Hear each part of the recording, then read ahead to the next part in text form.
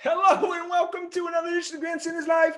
I'm your host, Scott Kerman, and I'm joined by my usual cohorts, the Professor Russ Stevens, and he's JP's for his son, Tim Hoey.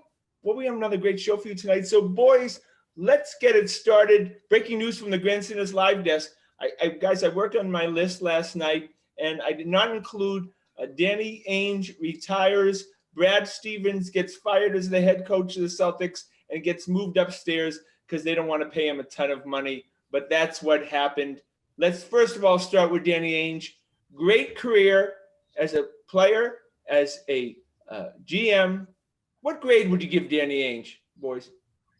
As a GM, I would give him an A minus. I was gonna say exactly the same. It's an A minus. I mean, you can't consider it anything but a success. Right. But they probably should have won a second championship with the Garnett team, and he futzed around with it with Kendrick Perkins. And that was a horrible move when he got rid of Perkins. I'm mad at him for that. Yeah, and then we couldn't quite get over the hump this last time, but so much success in over the years. Right? Yeah, we could have been the Knicks. Right. During Danny Ainge's reign. Absolutely. I wasn't gonna be as generous. I thought a B plus. I thought that he made some moves, but yes, like you said, Russ, you got to win more than one title with the big three in Pierce, Garnett, and Allen. That's just the way the NBA rocks. Yeah, I mean, bad luck. They were even better that next year when KG's knee gave out, but he didn't do them any favors by trading Perk. And we got to stare at Jeff Green even to this day. He's on the Nets haunting us. Brad Stevens, nobody's sad that Brad Stevens left his coach. I don't think Brad Stevens is sad that he's left his coach. No, Scotty, I think he's a brilliant X's and O's guy. I don't think he knows how to motivate today's NBA superstar. I don't know who does know how to motivate him. Does that guy have to be self-motivated? Is there any coach that can motivate him? But I just think Brad had some kind of, he didn't know the buttons to push with some of the guys. He referred to it, today gently by saying, I've been a coach for 8 years and this team could use some new voices and new ideas. And I think that's exactly it. I mean, these coaches, there are coaches who talk for forever, about there's a shelf life on a coach. Most coaches have a shelf life, and very few, like Greg Popovich and Bill Belichick, outlive their shelf life by multiples. But 8 years is a long time, and those guys need a new voice. It was you know what it is too. You need like 2 or 3 championship belts if you're going to hang around more than that 7 or 8 years. Good point. Yeah, and not too many coaches have that. Look, he had not connected recent time with Tatum and Brown. That was pretty evident that they were kind of doing their own thing. And the NBA's about stars. And if you guys aren't on the same page, coach and stars, that doesn't work out. Did you get him? No, I missed it. Oh, been hovering around all day. I heard Brad in his press conference talking about relationships and friendships. He wanted to be friends with these players. Yeah. And also he wanted to be friends with the in today's NBA, maybe you have to be friends with the players. Maybe the whole dynamic has changed. Maybe you can't be, the Bill Fitch of the world, yelling at them and pushing them. I don't know, because these guys just will take their ball and go to another city these days. It may be the future, maybe just guys like Steve Nash who have Hall of Fame or great careers and that sit there very neatly on the bench and whispers a little bit and the fellas take over. Yeah, look, I call him out when he's supposed to call him. Yeah, you need credibility, and that's really what we're talking about right now. Yeah. And I think Jason and Jalen respect Brad. I think they like him. They think he's a good coach, but he hasn't led them too into the promised land. And I think they need, this is probably your next question, but I think they need a former player. This is a team that needs a former player, a relatively recent former player who has the credibility of knowing what it takes to play in the NBA. Yeah, I mean, obviously the rumors quickly coming out, Sam Cassell and Chauncey Billups. Yeah. Both guys, successful careers, have won championships, are rumored to be head coaching candidates, will find a job. Yep. Will it be with the Celtics? Out of those two, who do you think has the best chance to be the next head coach? I don't know. I don't know enough about them and how they're seen within, or even how they're different. I just know they meet the profile. Both of them meet the profile. Right. Timmy, would they go outside the box? Chauncey Billups jumps out at me for some reason. I don't know why, but he kind of jumps out at me. That's fitting the bill. Look, both former Celtics, different careers. Chauncey Billups got drafted here, immediately got sent out by asshole Rick Pitino, and then Sam Cassell ended his career here with a championship. He was on the 2008 team, and he was a contributor. Outside the box, like nobody's business, would they consider what a Jason Varitek? Jason Varitek would be perfect. Oh my God, you got it. Russ nailed it. Scotty loves Jason. Let's get Tech in there. Absolutely, the boys will go. I joked around saying Kevin Garnett head coach, Paul Pierce and Perk as assistant coaches. Yeah, that'd be fun. I know you won't. I love Perk. I love him. I want to give him a big giant hug. I would love to see him ripping somebody new a-hole on the sideline when they're not playing defense, you know? I don't know, Tim. Like Russ said, I don't think the modern day player would go for Perk's act too long. Scotty, I interrupted you. You were coming out with an out of the box candidate. Yeah, look. There's two candidates right now. Look, the most, if you're going to go really outside the box, you could go Kara Lawson. And she was an assistant coach with the Celtics a couple of years ago. Everybody was very impressed with her. Yep. She became the head coach of the Duke women. If she was a guy, she would be an up-and-comer. She wouldn't be at the level of Brad Stevens when you hired him, obviously, Butler to a couple of championships. But she'd be in the equation, in the conversation. Yeah. She's familiar with the personnel. They're familiar with her. If Tatum and Brown would sign off on it, and Russ, they would need to sign off on the next head coach. There's no question. Yeah. That would be obviously the most dramatic hiring of a head coach in our lifetime. He's no joke. You sent that video around, I don't know, last year or something like that, when she was reading the Duke team, the riot act, and you were like, that's, that had she had a lot of Doc Rivers in her, She sure did, yeah. And you just are like, you'd run through a wall for her. So I wouldn't put it past these guys are, we know what the Celtics ownership is like. They're pretty progressive people, you know, and I would not put it past them. And to your point, if the Jays signed off on it, why not? Someone's going to do it. Yeah, absolutely. Yes. In the next 3 years, there's going to be a female head coach. Timmy, do you think this is the time? Do you think the Celtics is the billion-dollar organization? Do you think they're willing to take a chance? Because this is a huge chance right now on a female coach. Coming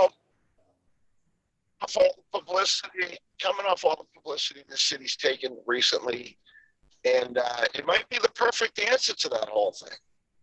And if Scotty, if she can do the job, and if she's the right person for the job, I'm not really familiar with her, to tell you the truth. But if she's qualified, and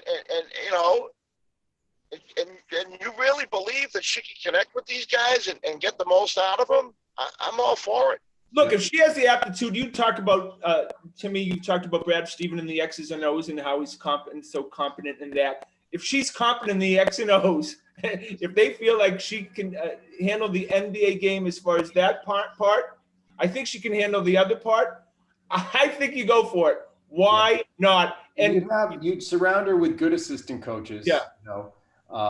Maybe a Sam Cassell or a Chauncey Billups. You have a really good support system just to make sure that she had enough X's and O's, NBA level X's and O's to work with. But look, what I don't want to see is some retread. I don't want to retread. Yeah. I don't want Mark Jackson. Yeah, and I don't want Jason Kidd. Jason baggage. Just not interested in him. I don't want a college coach. No. I want an former NBA player. Carol Lawson, by the way, was a terrific player. Former high-level basketball player as the next coach. Yeah. All right, let's talk personnel, guys. Look, we talk about Tatum and Brown and throw a dynamite into the room. It kind of feels like that. I'm not really married to, other than those two players, I'm not really married to anyone else on the roster. Marcus Smart, whatever, I love his effort and everything, but his level of talent is, it needs to be higher. Here we go. I love him. I love his attitude. Surround with the level of talent around him. He's not there. He might be the sixth guy on the team, but he's not he can't be one of your top fives. The big move. Look, if we can make big moves today, we got to make another big move in the next few months. Marcus Smart has to go. And I don't think Brad Stevens is a big Marcus Smart fan as far as the locker room goes. It just adds all sorts of new, juicy kind of thinking involved with this. Like, who did Brad like? Who didn't he like? Who was he done with? He knows these guys. He knows these guys in and out. So I don't think Marcus is the biggest move. I think Kemba would be the biggest move, but you'd probably have to pay someone to take Kemba. You couldn't get a bag of balls for him right now with that salary. Look, I'd get rid of Kemba if it took that lottery protected for a couple of first round picks. Lottery protected. That's very important. We need to show Kemba the door. He's getting paid $36 million a year. He's the highest paid player in the history of Boston sports. Yeah, if you do you think you could get a first round pick for Kemba? No, we'd have to give have to give a first round pick.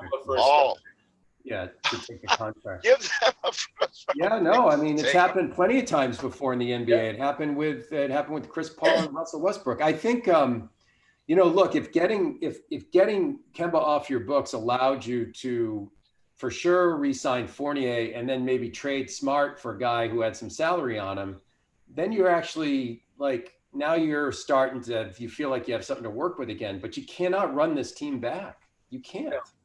No. Who survives then? Who survives? I think two of the three, Fournier, Smart, and Kemba, are going to be gone.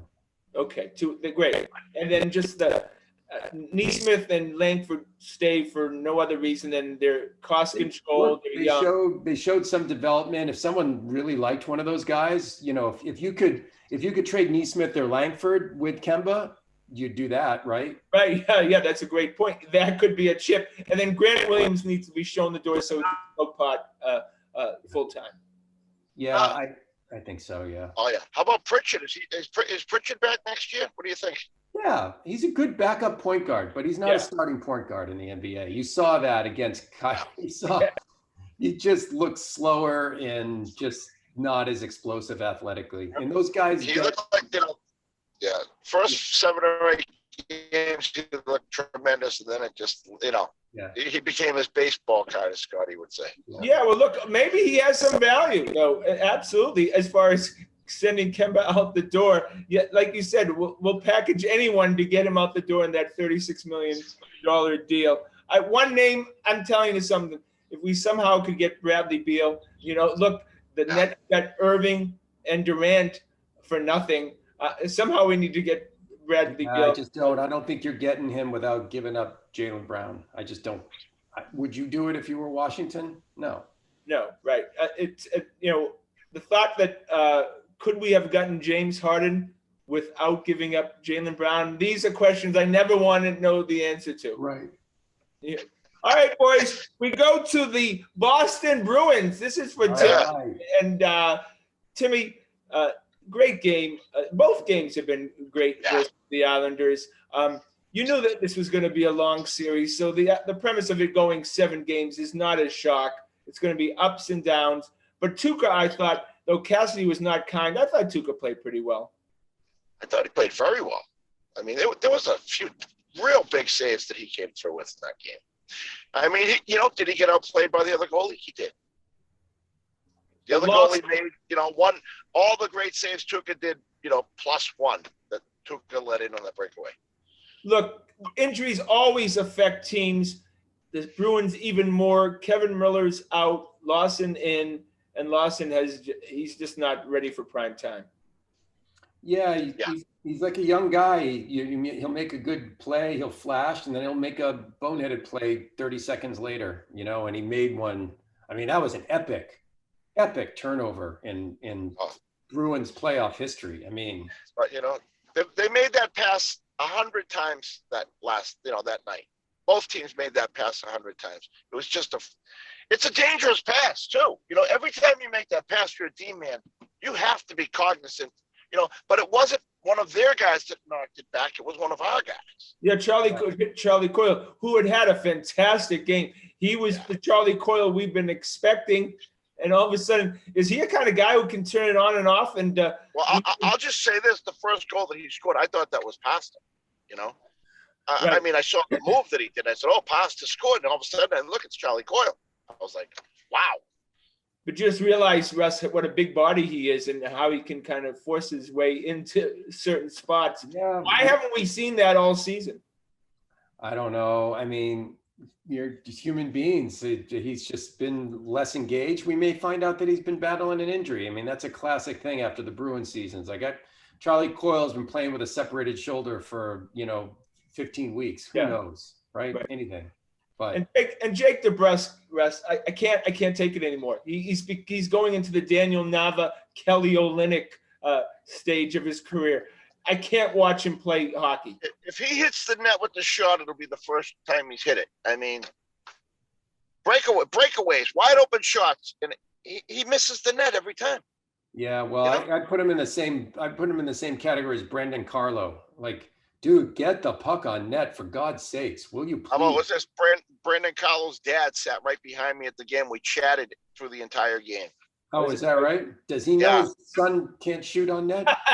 Yeah. All he knows is his son was in the NHL at the age of 18. And when most kids are going into their PG year, you know what I mean? Is he a big guy, that father? No. And he said he can't skate a lick, he said. He said he's been on ice skates about 3 times in his life. Yeah. He's from Colorado. I didn't know he was from Colorado. I didn't either. And then I had Marshawn's wife was sitting next to me, too. That was interesting.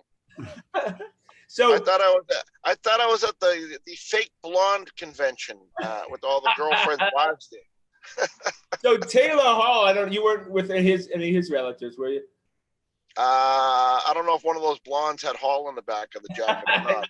Taylă Hall, I love him. I want the Bruins to re-sign him, but I mean he needs to start converting some stuff in this series, and we're not going anywhere. You know that insinuation I made a couple weeks ago? I had a couple of people back that up. That I met were rather insiders with the program regarding the beer consumption. Yeah. Well, we cleaned up his act, and he wanted to come to Boston, Russ. He's here. He fits perfectly in the puzzle. Look, I think as Taylor Hall goes, so goes the Bruins. Well, and as the question is Taylor Hall, on a scale of 1 to 10, how much does he need Craig Smith on his line as opposed to Jake DeBrusk? Now it sounds like Smith's may have a chance of playing, but that line was just lethal with Smith on it, and they basically haven't had it for the last game and a half. Because what I heard? I heard a great line this week. Somebody said we also got a great David Krejci in that trade. Yeah, it's true, and I hate David Krejci. But nobody wants Jake DeBrusk in their line. No one, not even in Pee Wee hockey. He's the biggest stiff of all time. And I just want to say before we go away from the Bruins, we have to appreciate this perfection line. It's not going to last much longer. Bergeron's not going to be here forever. Wow. I was watching the perfect line for them. I was watching the game alone the other night, and I said out loud, I'm like, they're just so good. They're just so much fun to watch. It's crazy. Yeah. There was no one here to hear it, but that's why you need to text us, Russ. We're always listening to you. All right, go to the Boston Red Sox. Maybe you heard of them. Scumbag Alex Cora going back to the scene of the crime in Houston. Of course, they've dumped their load twice last 2 games. Alex Cora, this just brings up, what the hell is he doing back in baseball? You just won't give that guy a break. As far as sort of acting contrite and just speaking from, like, I think an authentic place yesterday. I thought he did a really good job. He's like, look, this is a part of my past. It's a part of my present. It's part of my future. I'm not proud of it. Like, he's not offering excuses. He's owning it. Like, I know you think he's a scumbag, and I'm not going to, I know I'll never be able to convince you, but I think he's handled himself in the aftermath about as good as anyone can handle themselves after something like that. Yeah, I guess, no, you're right. I guess we just blame Major League Baseball for allowing this to happen. And, you know, to be honest with you, to me, it'll be a black mark on baseball if the Red Sox win this year, to have a manager that affected baseball in such a way, to be honest with you. Well, I don't know if everyone carries the resentment torch quite like that boy Scotty here. But it was an egregious offense. It was egregious. Yeah, I just think it's talked about enough. I have to be honest with you. You know, no one loves the Red Sox more than I do, but I just can't stand his voice. I can't hear his name, everything. There's something about Alex Cora. And if this season does go south, I don't think it will. But if it does, I will be the first one to rip him a new one. I seriously, I just wanted to mention that. All right, Red Sox, minor league system, Tristan Casas. We have a guy. Will he see the major league field this year? We have a guy that is the number one prospect for the Red Sox, who looks like he's going to be a star. And our numbers at first base have been horrendous. Yeah, it's a great question. I would think that Jared Duran would be probably the first one up, right? Because he's much further along, I think, in some ways. But you know, yeah, they, you know, answer. Are they going to be in a pennant race? And if so, I think it's going to be hard for them to bring two rookies into a pennant race. And I think Duran's in front of them. Well, Russ, Todd Frazier, who's part of the USA team that Duran's on currently, said that he thinks Duran's going to be another Trout. Really? Yeah. Wow. Yeah. He said that he's only seen one other player with that ability. He said, and that's Mike Trout. This is a guy who's how old? I think Duran's around 24 years old. Oh, you might be younger than that, but yeah, you might be right. I mean, 24. What are they waiting for in the NHL? You're like middle-aged if you're 24. No, this is just the hierarchy. This is just how it works. They have to have a certain amount of bats. You know, they see stuff as far as hit and miss and stuff, Timmy. He's 24, yeah. There's certain numbers that they want to meet. Look, they've been playing well on the major league level. They feel like they can, you know, keep on giving him some up at bats, well, the shiny lights. And so they'll continue that. Has nothing to do with contract right now. But that's pretty exciting knowing that we have a potential superstar to come up. Scotty, if he's 24, I know you just explained it. Is he going to be here when he's 26? No. Hopefully he'll be here by the end of the summer. Probably be up. Yeah, he'll probably be up this year. I just don't see him not coming up this year if he continues to hit the ball well. And because their outfielders are really struggling right now. Baseball, these guys, look, we saw with Wade Boggs, with Connie Lansford, and all the way up in our whole childhood. Baseball player prospects, they come up when a guy gets injured. That's when they tend to come up most. They're very hesitant to replace a guy with a minor leaguer during the season. These guys usually, you know, or they have a fake injury. Devers at third base. I texted you guys last night. He could not play third base properly for Brookline High School. He's the worst third baseman I've ever seen, and I watched Butch Hobson. When are they going to put him in first? I mean, but he's costing us games, fellas. I mean, yeah. Last night was embarrassing. He cost us the first couple games. He cost us games, right? I mean, literally cost us games.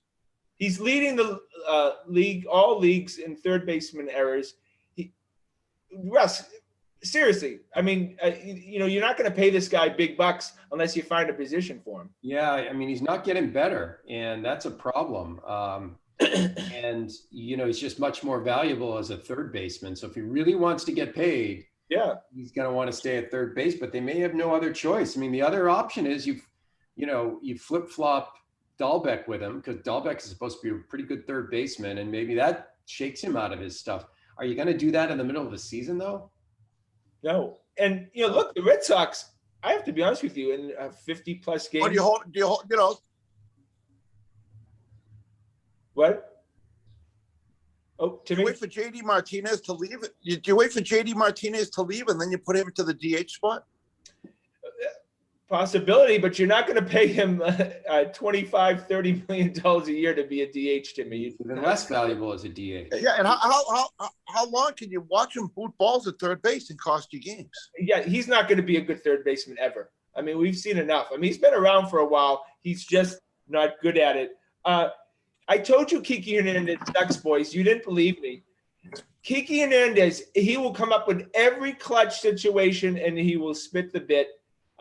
This is a guy that at the very least should have been playing 50 games, and he plays every night. Yeah.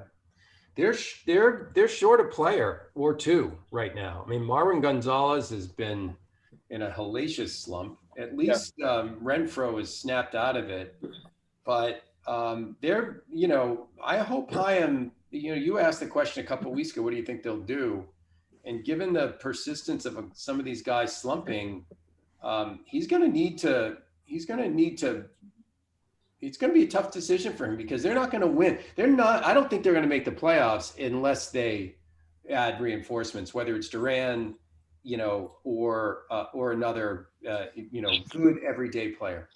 Yeah, Chaim is going to have to weigh the future to the present and to see what the possibilities is. Obviously, the best case scenario would be to bring up the young guys and see what they got. I think at the very least you would exhaust that avenue before you go down the road where you're giving up prospects. Yep. Right, Timmy? Yeah. I mean, according to you, I mean, I'm not that familiar with the farm system right now, but you seem to say we have some good guys down there. Oh, my God. Edstrom has done a remarkable job, one step at a time. And he's used this Rule 5 draft. That's how he got Whitlock. And he's got two guys he used in the Rule 5 draft for AAA that are apparently big prospects right now all of a sudden, too. The guy's a genius right now. To be honest with you, he's built up now two good teams in the American League East, in Tampa and the Red Sox. I'm all in for Chaim. All right, we go to the New England Patriots and Matt Daddy, Mike Rice. He just went head over heels this week about Matt Daddy and his composure and how he throws a catchable ball. Forget Cam Newton. He's never starting another game unless there's an injury. Matt Daddy's going to be the starting quarterback again. Is this the Patriots propaganda machine working here? I mean, what's reality here? I mean, we've seen the Patriots propaganda machine at work before. They had us believing Cam Newton was the greatest thing since sliced bread. And who was the other guy? The Stidham. They talked Stidham. Yeah. Yeah. They were talking about Stidham last year, like they're talking about our guy now. What's reality, Russ? Somewhere in between. Yeah, but I don't think I don't think that the Patriots hype machine is in their best interests to hype Mac Jones right now. If anything, if I were them, I would be lowering expectations for Mac Jones. So I don't think that this is manufactured. Like Greg Bedard, who just doesn't go for that hype machine stuff, came right out after watching him play and said he's doing some really good things on the field at such an early point. I know. Look, he seemed the perfect fit for the Patriots. Yeah. You look, Bill Belichick doesn't draft quarterbacks in the first round. He's never has, and clearly he never will. So I'll tell you one interesting dynamic. Those receivers that came out of Alabama, they had, they're world-class, top 10 draft picks. What did he have to do? Like, a lot of people say, well, of course any quarterback's going to look good, but he had those two great receivers.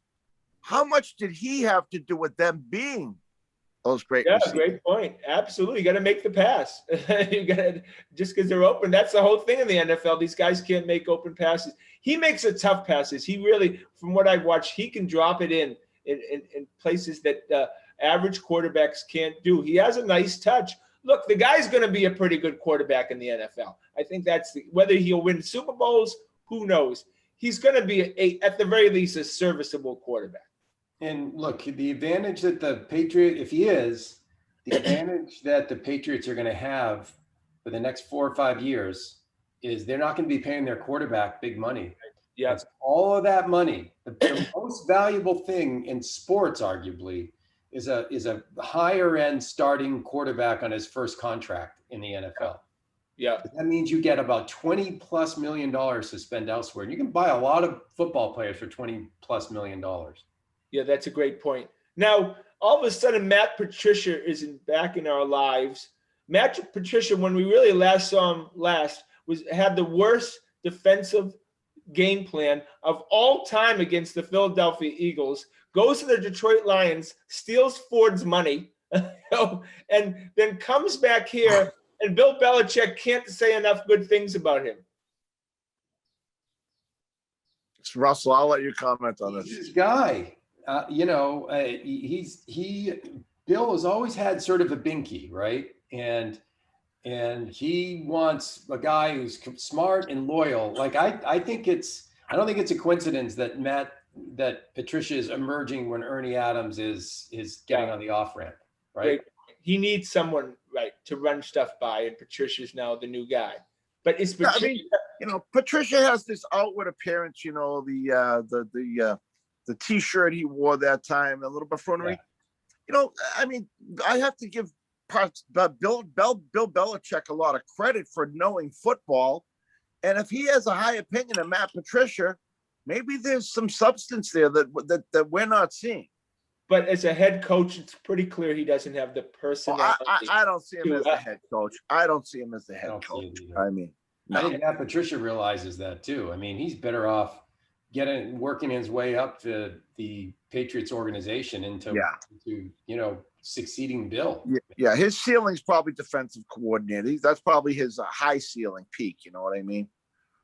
Yeah, look, Patriots keep on adding guys, and all I hear about is special teams. How many guys play special teams for the Patriots? I thought there's only 11 guys on the field at one time.